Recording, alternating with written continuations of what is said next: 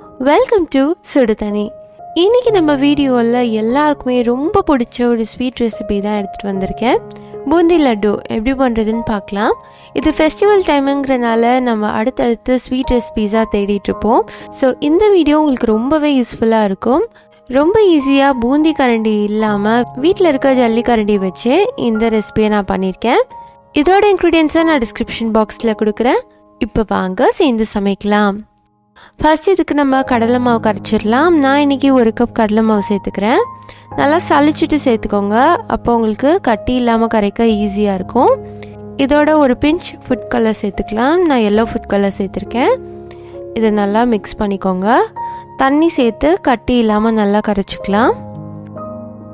இது ரொம்ப திக்காகவும் இருக்கக்கூடாது, தின்னாகவும் இருக்கக்கூடாது.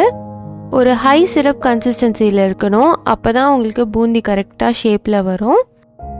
இந்த மாதிரி நல்லா மிக்ஸ் பண்ணிக்கோங்க. இப்படி எடுத்து பார்த்தீங்கன்னா இந்த மாதிரி ஃப்ளோயியாக இருக்கணும். இப்போ இது ரெடியாக இருக்குது, இது இருக்கட்டும். அடுத்து எண்ணெயில் நம்ம இதை பொரிச்சு எடுத்துக்கலாம். நான் இன்றைக்கி ஜல்லி கரண்டியிலே பண்ணி காட்டுறேன். இதில் ஒரு கரண்டி பேட்டர் எடுத்து அப்படியே ஊற்றிக்கோங்க. எண்ணெய் நல்லா சூடாக இருந்துச்சுன்னா உங்களுக்கு ரவுண்ட் ரவுண்டாக பூந்தி அழகாக கிடைக்கும். ஆறி போயிடுச்சுன்னா ஃப்ளாட் ஆகிடும். ஸோ எண்ணெய் சூடு ரொம்ப முக்கியம். அதே டைமில் இது ரொம்பவும் பொரிஞ்சிடக்கூடாது, ரொம்ப நேரம் வைக்காதீங்க. லைட்டாக இந்த பபிள்ஸ் அடங்கினோடனே நம்ம இதை எடுத்துடலாம். பாருங்கள் எவ்வளோ அழகாக வந்திருக்குன்ட்டு. இது மாதிரி நான் எல்லாத்தையும் எடுத்து பொரிச்சு வச்சுக்கிறேன். இது ரெடியாக இருக்குது. அடுத்து நம்ம சர்க்கரை பாகு பண்ணிடலாம்.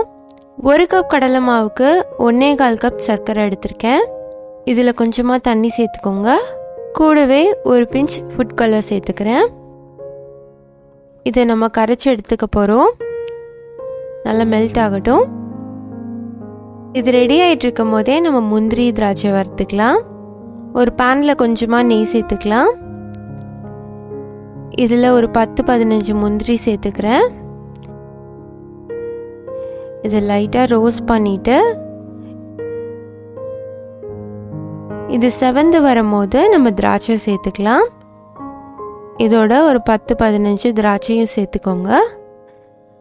சேர்த்துட்டு நல்லா ரோஸ்ட் பண்ணி எடுத்துக்கலாம். இப்போ பாருங்கள் நல்லா ரெடி ஆயிடுச்சு. இதை தனியாக எடுத்து வச்சுருங்க, இருக்கட்டும். அதுக்குள்ளே நம்மளோட சர்க்கரை பாகு இப்போ ரெடி ஆயிடுச்சு. இதை தொட்டு பார்க்கலாம். இப்போ லைட்டாக ஸ்டிக்கியாக இருக்குது. இது இன்னும் கொஞ்சம் நேரத்தில் ரெடி ஆகிடும்.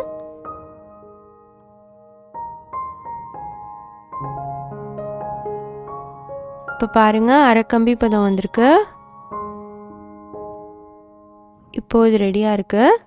இதில் நம்ம செஞ்சு வச்சுருக்க பூந்தியை சேர்த்துடலாம்.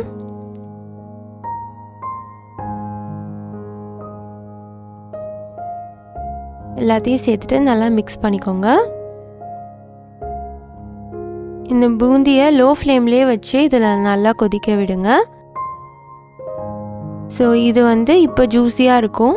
கொஞ்ச நேரத்தில் இது ட்ரை ஆகும். ஸோ அந்த டைமில் நம்ம எடுத்துடலாம். ஒரு 10 நிமிஷம் இதை லோ ஃப்ளேம்லேயே வச்சு நல்லா மிக்ஸ் பண்ணி விட்டுக்கலாம். ஸோ இதில் இருக்க ஜீராவை பூரா அதை அப்சர்வ் பண்ணிக்கும், இருக்கட்டும். இப்போ பாருங்கள் 10 நிமிஷத்தில் இதோட ஜீராலாம் அப்சர்வ் ஆயிடுச்சு. இதை எடுத்து தனியாக ஆற வச்சுருங்க. அப்புறமா நம்ம உருண்டை உருட்டிக்கலாம்.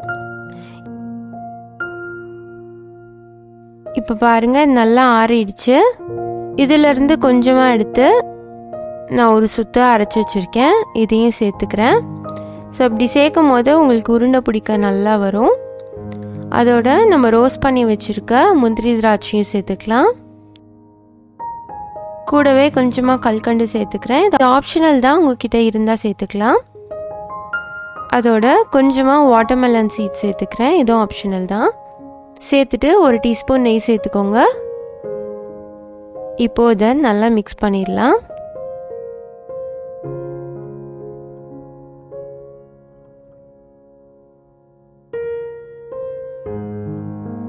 மிக்ஸ் பண்ணதுக்கப்புறமா இதை ஃபஸ்ட்டு எடுத்து நல்லா அமுத்தி விட்டுக்கோங்க.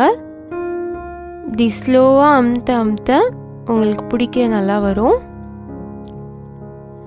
பாருங்கள் எவ்வளோ அழகான ரவுண்டாக வந்துருச்சுன்ட்டு. இது மாதிரி மெதுவாக நம்ம பிடிச்சிக்கலாம். 1 கப் கடலை மாவில் உங்களுக்கு 10லேருந்து 12 லட்டு கிடைக்கும். இது லட்டோட சைஸ் பொறுத்து. பாருங்கள் எவ்வளோ சூப்பராக இது ரெடி ஆகிடுச்சுன்ட்டு. இதில் முந்திரி திராட்சைலாம் போட்டிருக்கனால இதோட டேஸ்ட் வேறு லெவலாக இருக்கும். கண்டிப்பாக இந்த சூப்பரான லட்டு ரெசிபியை நீங்களும் ட்ரை பண்ணி பாருங்கள். உங்கள் வீட்டில் இந்த ரெசிபி பற்றி என்ன சொன்னாங்கங்கிறத கமெண்ட் பண்ணுங்கள். இந்த வீடியோ உங்களுக்கு பிடிச்சிருந்தால் லைக் பண்ணுங்கள். சுடு தண்ணி சேனலை சப்ஸ்கிரைப் பண்ணுங்கள். தேங்க்யூ.